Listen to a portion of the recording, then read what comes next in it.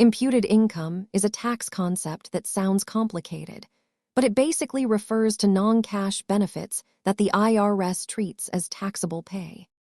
The word imputed simply means assigned or attributed, even if you never actually touch the cash in your paycheck.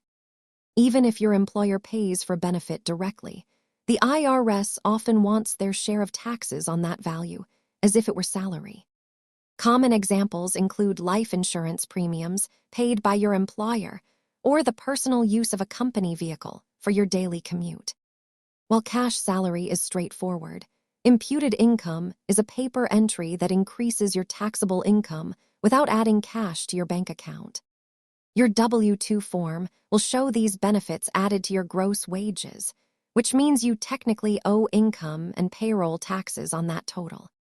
Always review your pay stubs and tax documents to ensure these items are reported correctly, as they directly affect your total annual tax liability.